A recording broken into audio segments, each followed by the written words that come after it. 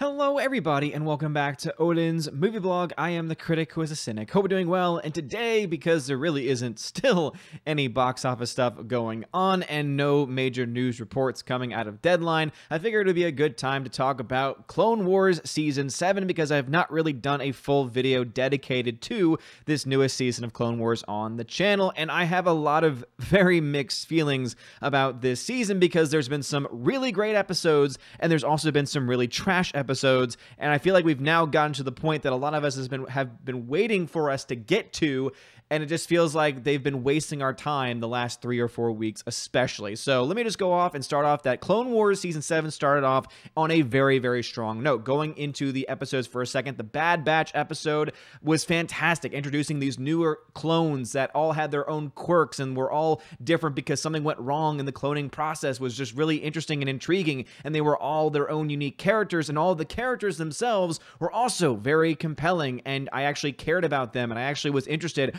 I wonder what their backstory would be. I kind of want to know how this character became the person and gained the personality that they did, and go more into detail about how this Bad Batch actually came to be, how that's even possible.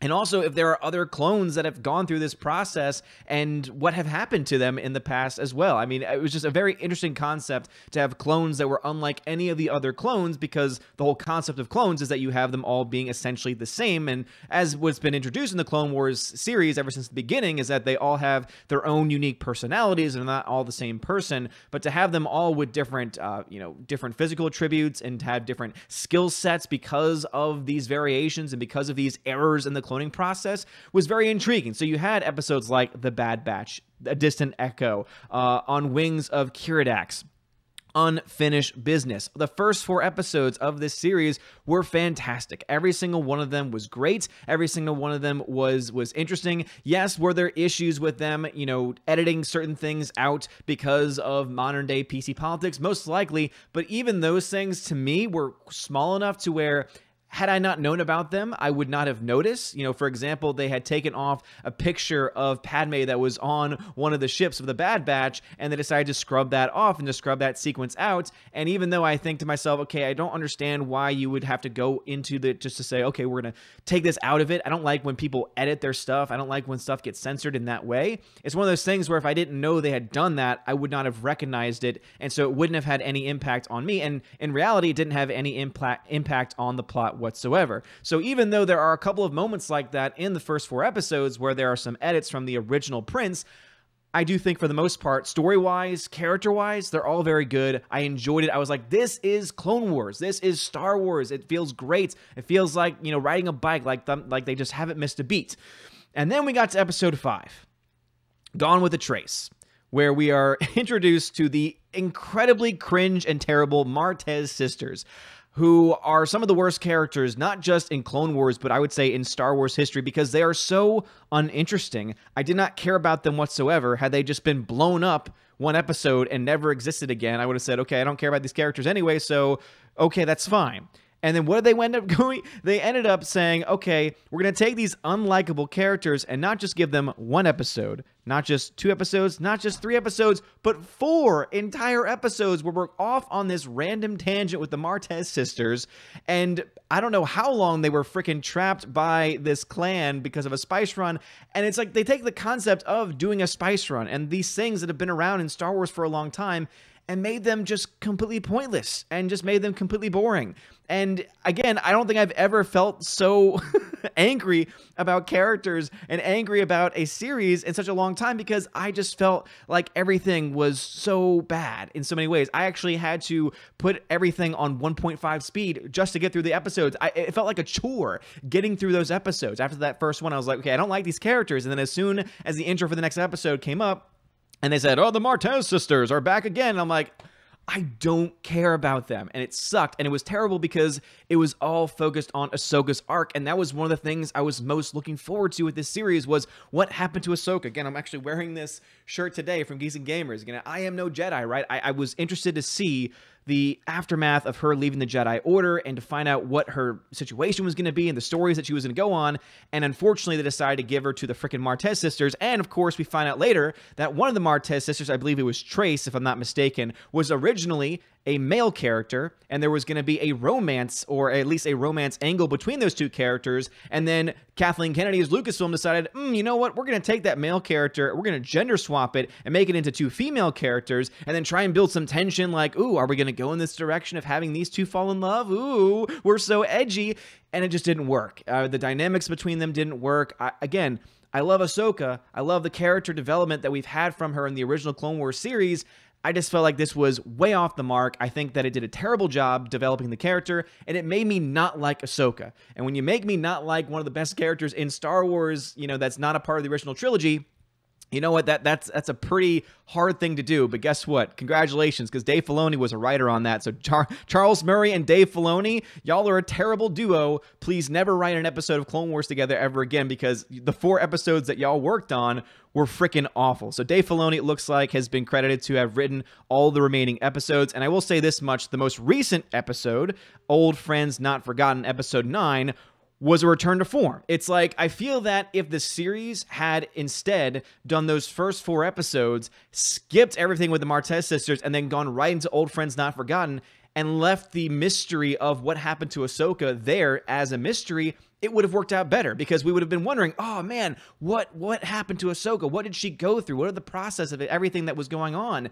And I feel like having that mystery there would have been better than what we got with the freaking Martez sisters. But Old Friends Not Forgotten was great. It was like old school Clone Wars. Obviously, it's building up to the transition and the connection with Revenge of the Sith, which I'm very excited to see. Obviously, that's what this all is building to. This is why this is the final season, because it's that bridging element from from the prequels, or rather, finishing off the prequels, finishing off this series of episodes and series of the entire series itself on the issue of what the Clone Wars were all about, and making it actually more interesting than the actual film version was. And Attack of the Clones is one of my least favorite Star Wars movies, because the writing is just so terrible, and that's what made this series so great, was because it made that time in Star Wars history much more interesting, because now I can go back and watch Attack of the Clones and say, yeah, but now with all of these new things and new elements that the Clone Wars has brought about, it actually makes it a lot more interesting overall. I know not everyone's a fan of the Clone Wars out there, or of Ahsoka, or of all the characters that have been introduced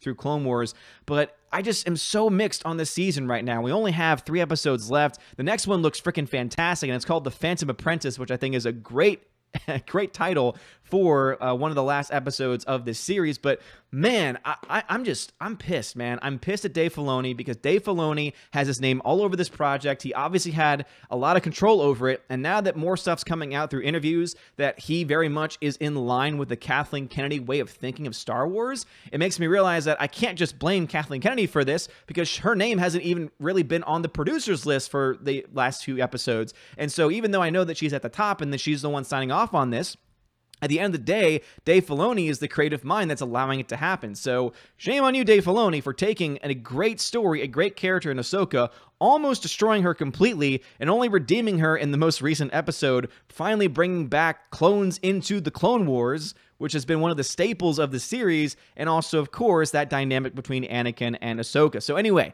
those are my current thoughts on this season, current thoughts on what's going on in this final season. It makes me sad that this is the final season, because you wasted 4 episodes. Not just, oh, they were 4-week episodes. No, you wasted our time. You wasted 4 weeks of our life, and I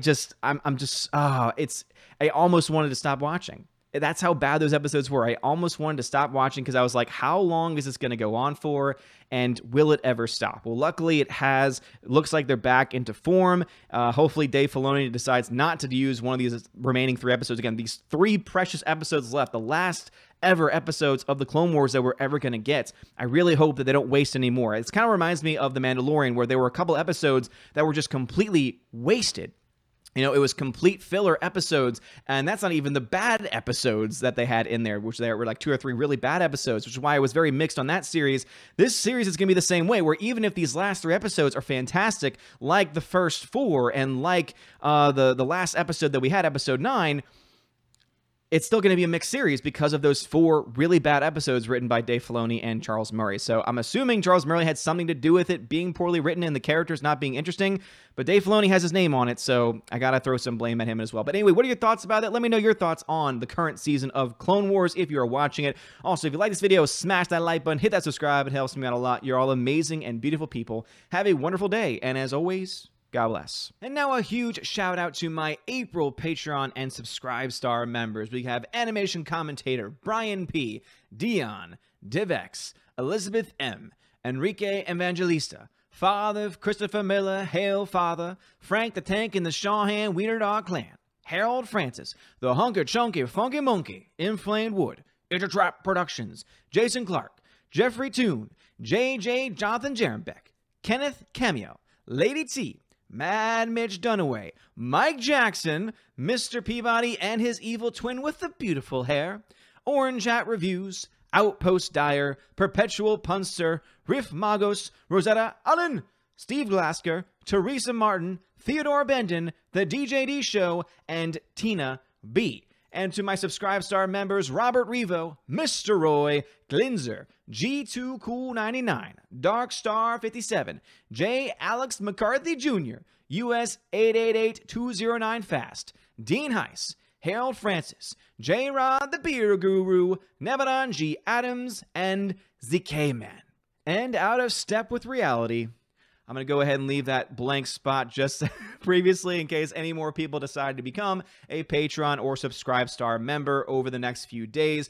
Just remember that as soon as you sign up, you are immediately eligible for any of the benefits. If you just sign up at the $1 tier on Subscribestar or Patreon, you get a shout out at the end of every single video, including my live streams. If you're a $5 or up backer on either platform, you get access to exclusive giveaways where I give away several 4K Blu-rays, digital copies every single month as well. If you jump up to the $10 tier on either platform, you get access to all of that, plus you get access to an exclusive podcast that I do with my friend John the Flick Pick of John Flickinger and the Flick Pick fame.